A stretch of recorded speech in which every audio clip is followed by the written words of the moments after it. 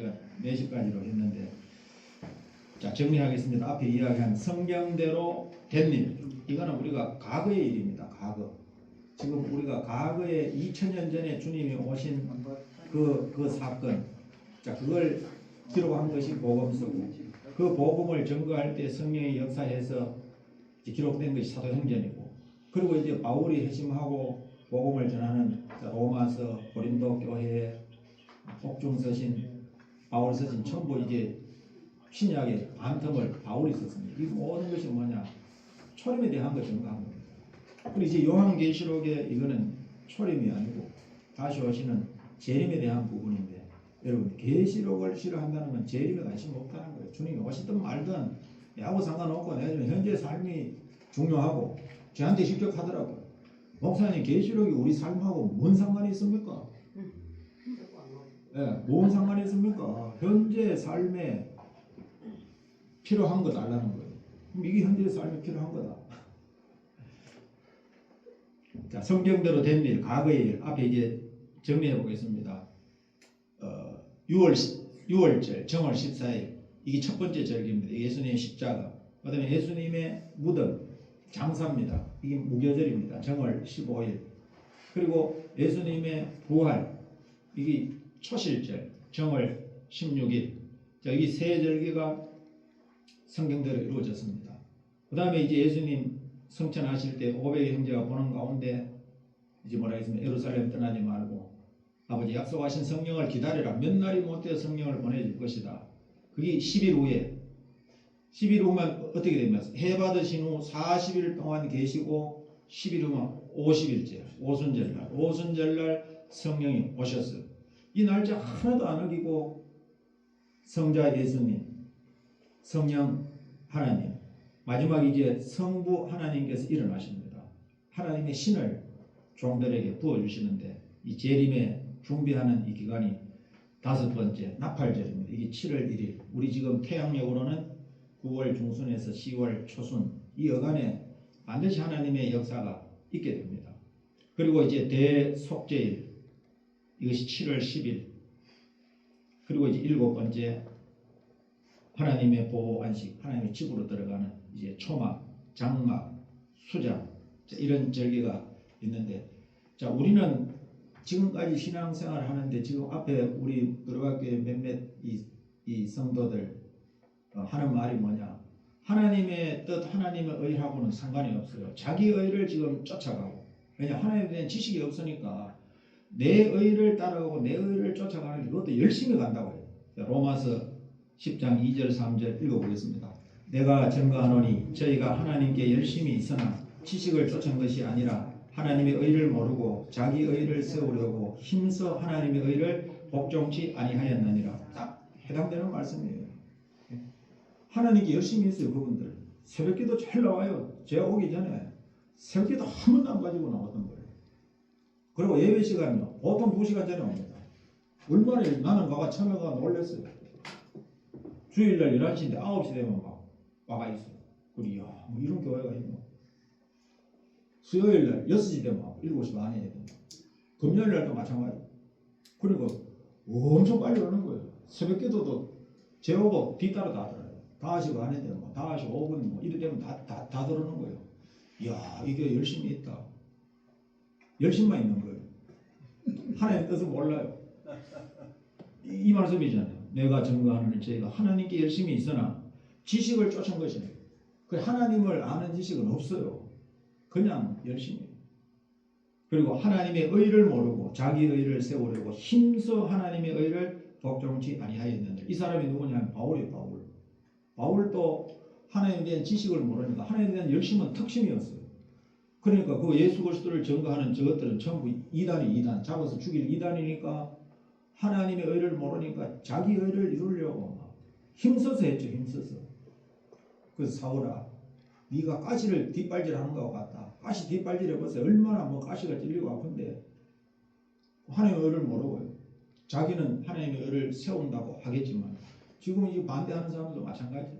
계시록 하면 안 되는데, 들어가게 부으면 안 되는데, 이런 생각에 사로잡혀가지고 그게 마귀가 주는 것이지 하나님이 주는 것이 아니거든. 그 힘써서 여기 힘써서 하나님의 의를 지금 복종하지 않고 있는 거예요.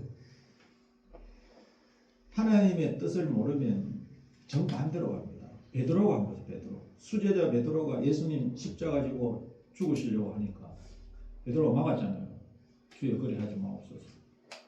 당연한 거예요. 하나님의 뜻을 모르면 스승이 십자가 지고 죽는다 하는데 십자가 지고 죽으라는 제자는 아마 없을 거예요. 그러니까 막으니까 예수님도 참 너무하시지. 그 제자가 스승을 생각해서 그렇게 막았는데 뭐라고 합니까? 사단아 내 뒤로 물러가라. 너는 나를 넘어지게 하는 자로다. 네가 하나님의 일을 생각지 않고 사람의 일을 생각한다. 야, 예수님 대단하시잖아요. 사단아 그러잖아요.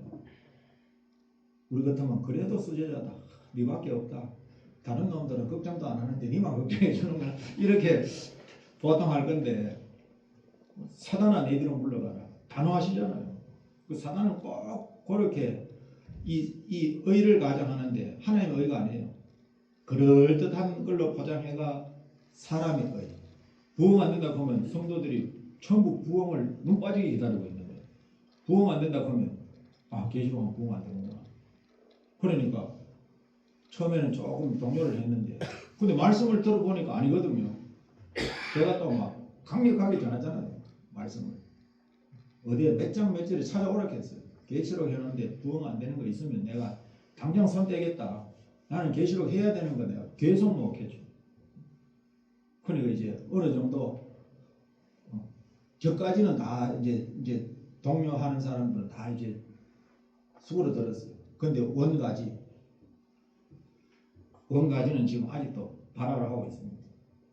발악을 해도 뭐 하나님 못 이깁니다. 하나님 어떻게 이깁니까?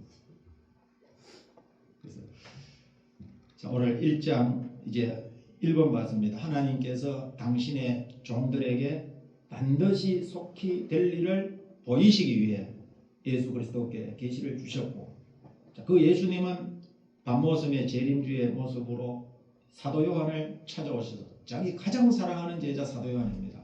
사도 요한이 누구냐 하면요, 12제자 가운데 한 번도 주님을 배반한 적이 없어요. 예수님 십자가 질 때도 9제자 도망가고 한 제자 팔아먹고 한 제자는 예수님 모른다고 저주하면서까지 부인했는데 사도 요한은 십자가 밑에까지 따라가서 그 예수님의 마지막 말씀을 받은 사람. 어머니를 부탁하고 네 어머니다 요한아 부탁하고.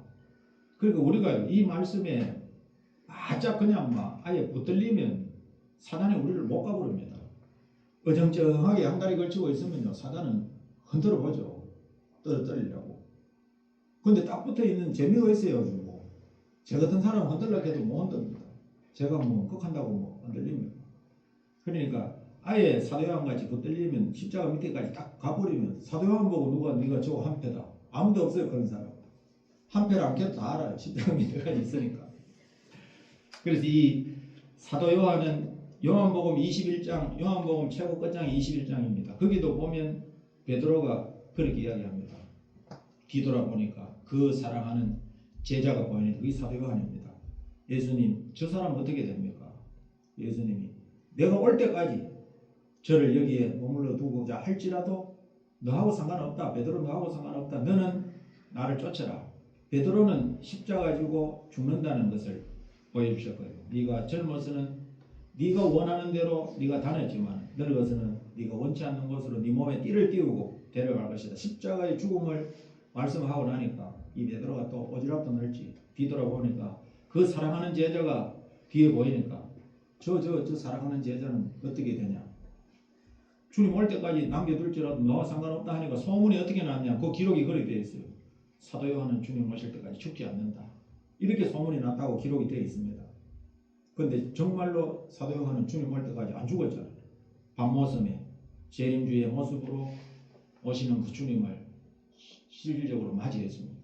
그래서 오늘 여기 이 사랑하는 제자 사도 요한을 찾아오셔서 이 비밀을 보이셨는데, 자, 요한 사도가 보고 증거한 이 비밀이 7별의 비밀, 7 금촛대의 비밀입니다. 이것이 요한계시록 전체의 핵심이고 요한계시록 전체의 줄거리입니다. 그러니까 마지막 때 말세는 7별 주의 종인데 주의 종도 두 부류는 아닙니다. 주님의 손에 붙들렸느냐 아니면 떨어졌느냐.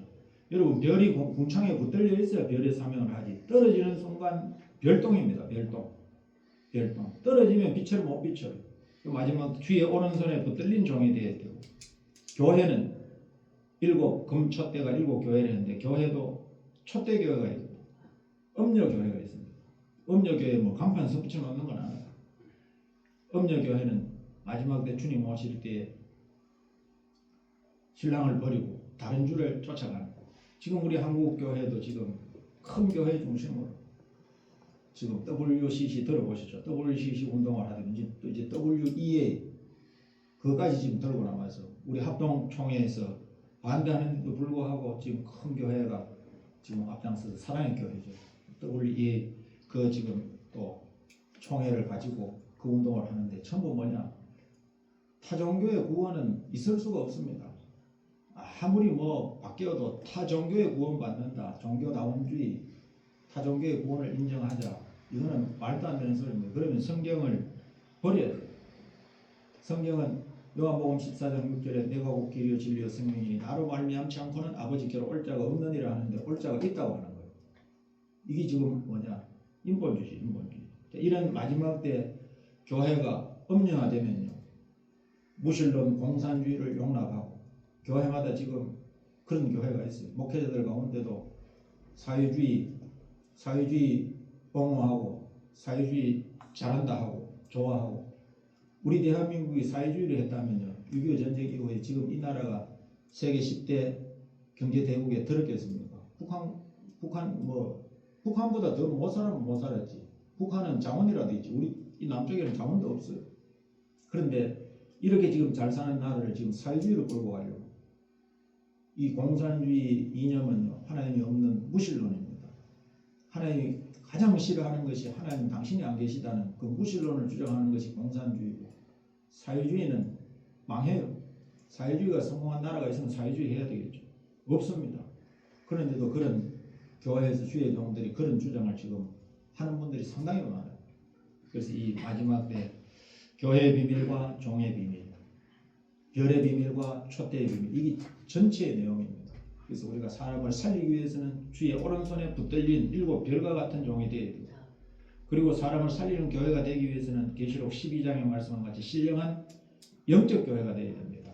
해를 입은 한 여자를 통해서 그 발 아래에 신령한 성도들이 있고 신령한 말씀을 덧입고 12별과 같이 승리자의 화관을 가지고 화관을 쓰고, 그리고 이제 사명자 7장을 든 남자아이를 생산하는 마지막 사명자를 생산하는 그런 교회가 마지막 때 복 있는 교회입니다. 그렇지 않고 우리가 큰 교회를 가지고서 이제는 인본주의로 가고 다른 종교의 구원도 인정하자, 종교다원주의, 종교일치, 종교혼합, 이런 모든 그건 사람의 생각으로 나온 거예요. 그래서 한 구멍에서 선물과 단물을 동시에 낼 수 없다 했습니다. 그래서 우리가 이 기독교가 그걸 주장한다는 것은 사실 말이 안 되는 소리입니다. 우리가 아는 세계 단일 교단 가운데 가장 큰 교단, 뭐 되면 다 알잖아요. 그 설립자 목사님이 불교대학 강의 가서 불교에도 구원이 있다 해서 불교에 무슨 구원이 있습니까? 그럼 목사하면 안 되죠. 불교에 구원이 있다 하는데 그것도 자기 가족의 이야기를 들어서 자기 형제들, 아직도 불교에 있는 형제들이 있대요. 자기 여동생들. 그리고 여동생은 오빠 신앙 타치 안 하고 오빠도 여동생 신앙 타치 안 하고. 왜냐? 거기도 구원이 있으니까. 불교대학 그 강의 가서 그 소리를 했습니다. 근데 돌아가실 때까지 그 부분에 대해서 회개한 적이 없어요. 그분은 유명인이잖아요. 공식적으로 회개해야 돼요. 자기 신문사도 있잖아요. 신문에 한 달 뭐 내도 부족해요. 내가 이런 헛소리를 했다 하고 해야 되는데 아무 뭐 신문에 한번 나온 적도 없고 공식적으로 발표한 적도 없고 그냥 돌아가요. 뭐 어떻게 되겠습니까? 불교의 구원이 있다 하고 하나님의 능력으로 자기가 지금까지 해왔으면서 그런 소리를 하는 거예요. 그 마지막 이거 뭐 지금 이 교회들이 벌어지는 거, 포도원 김문은 교회, 그 김문은 목사님 포도원 교회, 그런 데도 보면 그런 큰 교회를 이루어가지고 뭐가 부족해가지고 악에 맞춰가지고 국합니까? 우리는 없어도 그렇게는 안 하는데 악에 맞춰가지고 그렇게 하는 일을 이해가 안 돼요. 그 어떻게 보면 하나님이 안 계신 거죠. 자기 의를 가지고 그냥 뭐 자기 성공으로 해서 달리는 거예요. 자기 성공으로 해서 밑에 교역자들이 막 진짜 지잡듯이 잡는 거예요. 그게 뭐 그렇게 해서 뭘 얻으려고 하는지를 사실은 모르겠어요.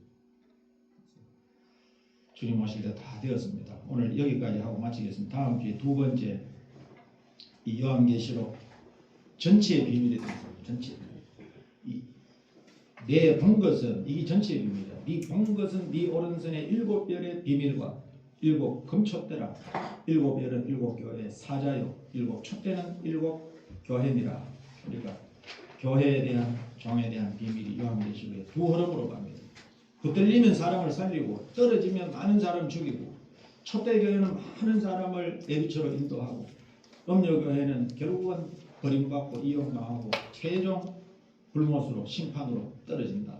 이게 요한계시록의 핵심 메시지입니다. 그래서 오늘 여기까지 보고 다음 주에 이제 이 말씀 들어가도록 하겠습니다. 그리고 다음 주에 뭐 이 교재에 있는 거 들고 오도록 하겠습니다. 요것도 교재가 그대로 요 지금 되어 있는데 다음 주에 꼭 올게요.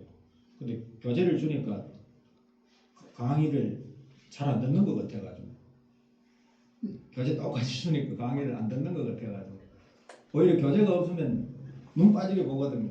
교재 다 주면 교재만 읽고 있어요. 교재만 읽으면 사실 강의가 안 들어오거든요. 그래서 어쨌든 이 교재를 다음 주에 만들어서 오겠습니다. 기도 올리시겠습니다. 거룩하신 하나님 아버지 은혜를 진심으로 감사를 드립니다. 오늘 이제 요한계시록 세미나로 첫날 함께 모여서 함께 은혜를 나누었습니다. 우리 주님 다시 오실 날이 점점 가까울 때 이 계시의 말씀을 읽고 듣고 지키는 자가 복이 있다고 하였습니다. 예언의 말씀을 임봉하지 말라 하셨습니다. 예언의 말씀을 가감하지 말라고 하셨습니다. 우리는 이 주님의 말씀을 명령으로 듣고 주님 오실 때 가까울 때 우리 교회들마다 이제 잠든 잠에서 깨어나게 하여 주시고 우리 주님이 오심을 바라볼 수 있게 하여 주시고 하나님 주신 말씀을 통하여 주님 오심을 잘 준비하여서 주님 맞을 수 있는 주의 신부들 다 되어지게 하여 주시옵소서. 감사를 드리며 우리 구주 예수 그리스도 이름 받들어 기도드리옵나이다. 아멘.